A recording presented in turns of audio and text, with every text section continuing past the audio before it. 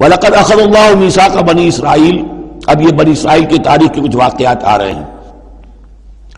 وَلَقَدْ أَخَذَ اللَّهُ مِيثَاقَ بَنِي اسرائیل، اور جس طرح اے مسلمانوں آج تم سے میثاق لیا گیا ہے اور تمہیں اللہ نے جکڑ لیا ہے، باندھ لیا ہے شریعت کے میثاق میں، اسی طرح اللہ تعالیٰ نے بنی اسرائیل کا میثاق بھی لیا تھا. وَبَعَثْنَا مِنْهُمُ اثْنَيْ عَشَرَ نَقِيبًا، اور ان میں ہم نے اٹھا دیے تھے، مقرر کر دیے تھے 12 نقیب. 12 قبیلے تھے، ہر قبیلے میں حضرت موسیٰ علیہ السلام نے ایک نقیب مقرر کیا. یہی ہم نے اپنے اسرے کے ناظرین کے لیے نقیب کا لفظ یہیں سے اختیار کیا ہے. حضور نے بھی 12 نقیب مقرر کیے تھے انصار میں، 9 جو ہیں خزرج میں سے اور 3 اوس میں سے. وقال اللہ انی معکم، اور اللہ نے فرمایا تھا ان سے میں تمہارے ساتھ ہوں، یعنی میری مدد، میری تائید، نصرت تمہارے شامل حال رہے گی.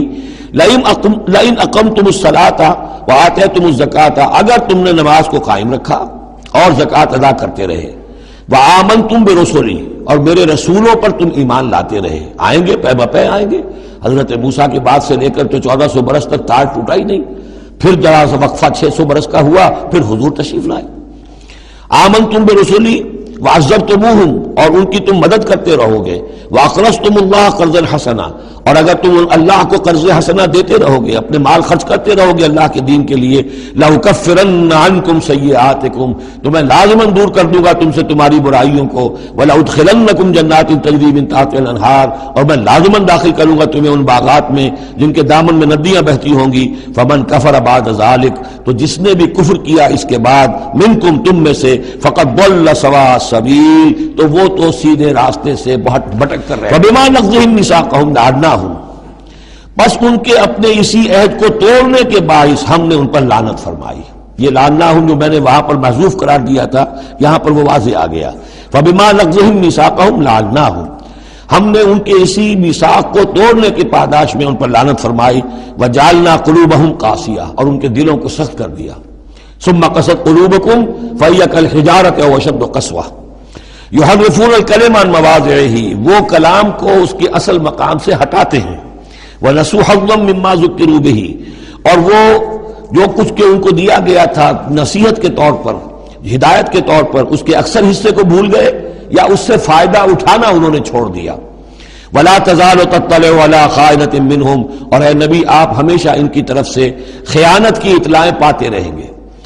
آپ کو معلوم ہے کہ حضور جیسے مدینے پہنچے تھے تو آپ نے پہلے 6 مہینے میں جو 3 کام کیے، کنسولیڈیشن اپنی پوزیشن کی مدینہ منورہ میں، ان میں سے ایک یہ بھی تھا کہ یہود کے 3 قبیلوں سے معاہدے کر لیے، جوائنٹ ڈیفنس آف مدینہ، کہ اگر مدینے پر حملہ ہوگا تو مل جل کر دفاع کریں گے.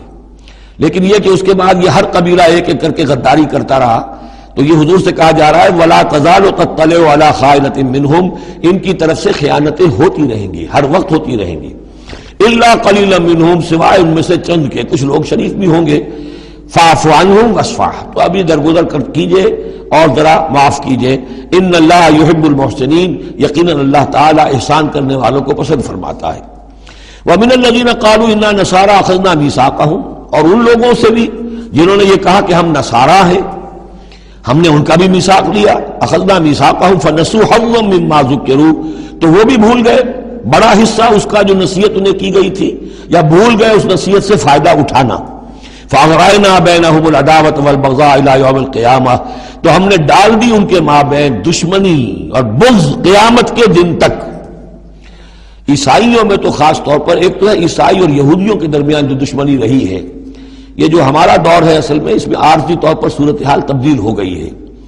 لیکن واقعہ یہ ہے کہ پورے 2000 برس تک، لگ بھگ 100 برس نکال دیجئے تو 1900 برس تک شدید دشمنی رہی ہے یہودیوں اور عیسائیوں کے درمیان.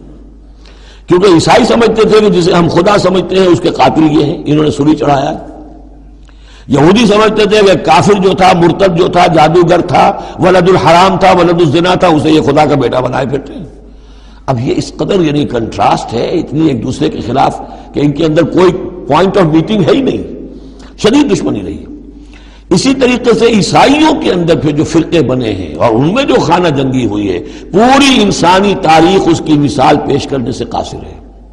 ایک اتنی موٹی کتاب لکھی ایک صاحب نے، لندن میں ہے، بلڈ آن دی کراس، صلیب پر خون. وہ جو کتاب ہے وہ بتاتی ہے، میں حیران رہ گیا پڑھ کر. ہم لوگ نہیں واقف ہیں ان کی تمام چیزوں سے. یورپ میں جو کچھ ہوتا رہا ہے عیسائیوں کے فرقوں کے مابین، کیتھولکس اور پروٹیسٹنٹس کے درمیان اس کی ہلکی سی جھلک اب بھی آئرلینڈ میں نظر آتی ہے. کسی طریقے سے ہمارے ہاں شیعہ سنی فساد کبھی نہیں ہوا عثمانی میں، کہیں محرم کے موقع پر ہو جاتا تھا. ان دنوں وہ سیاسی معاملات زیادہ ہو گئے ہیں، ورنہ فساد کی نوبت بہت کم آئی، بہت کم. لیکن خونریزی، قتل اور غارت گری جو وہاں ہوئی ہے اس کی کوئی مثال نہیں دنیا میں. فَأَغْرَيْنَا بَيْنَهُمُ الْعَدَاوَةَ وَالْبَغْضَاءَ إِلَى يَوْمِ الْقِيَامَةِ، ہم نے ڈال دی ان کے مابین دشمنی اور بغض قیامت تک کے لیے. وَسَوْفَ يُنَبِّئُهُمُ اللَّهُ بِمَا كَانُوا يَصْنَعُونَ، اور پھر اللہ تعالیٰ جتلا دے گا انہیں قیامت کے دن جو کچھ وہ کرتے رہے تھے.